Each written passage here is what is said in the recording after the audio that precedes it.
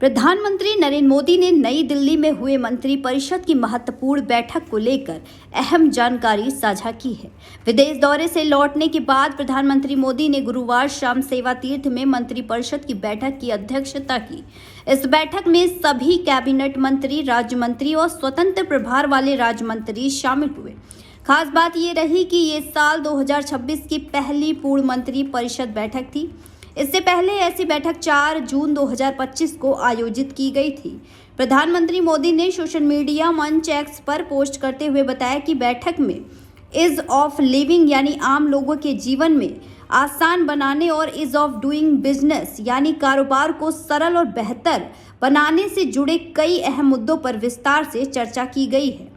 बैठक के दौरान शासन व्यवस्था में सुधार, प्रशासन को अधिक प्रभावी बनाने और विकसित भारत के लक्ष्य को तेजी से हासिल करने के लिए नए विचारों और बेहतर कार्य प्रणालियों पर मंथन हुआ। वहीं आपको बता दें, प्रधानमंत्री ने कहा कि सरकार लगातार ऐसे सुधारों को आगे बढ़ाने पर काम कर रही है जिससे आम जनता को सीधा लाभ मिले और देश की आर्थिक प्रगति को नई गति मिल सके। उन्होंने ये भी कहा कि केंद्र सरकार का उद्देश्य लोगों के जीवन को सुविधाजनक बनाना और औद्योगिक व्यापार के लिए बेहतर माहौल तैयार करना, ताकि भारत वैश्विक स्तर पर मजबूत अर्थव्यवस्था बन सके। गौरतलब है कि ये बैठक ऐसे समय पर हुई है जब दुनिया की आर्थिक परिस्थितियां चुनौतीपूर्ण बनी हुई है। अमेरिका और ईरान के बीच जारी तनाव और युद्ध जैसे हालातों ने अंतर्राष्ट्रीय बाजार को प्रभावित किया। इसका असर कच्चे तेल की कीमतों पर भी देखा जा रहा है। तेल की कीमतों में उतार चढ़ाव से कई देशों की अर्थव्यवस्थाओं पर दबाव बढ़ रहा है।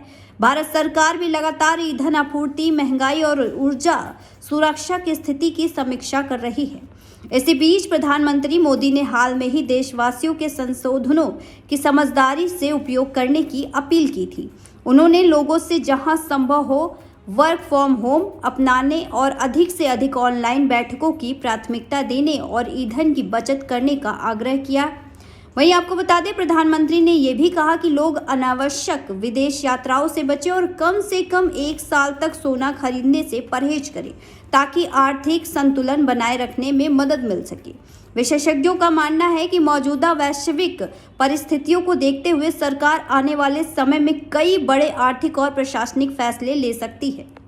मंत्रिपरिषद की ये बैठक भी उसी दिशा में एक महत्वपूर्ण कदम मानी जा रही है। फिलहाल सरकार की नज़र महंगाई नियंत्रण, ऊर्जा सुरक्षा, देश की आर्थिक स्थिरता बनाए रखने पर बनी हुई है।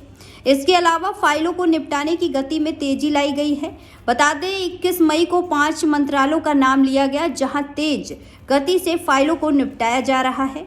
मोदी ने यह भी साफ किया है कि मंत्रालयों का आपसी तालमेल बेहतर किया जाएगा। राज्य मंत्रियों को अधिक काम देने के लिए कहा गया है। इसका असर देखने को भी मिल रहा है। अब देखना ये होगा कि आने वाले दिनों में सरकार कौन से नए फैसले लेती है और उनका आम जनता पर क्या असर पड़ता है।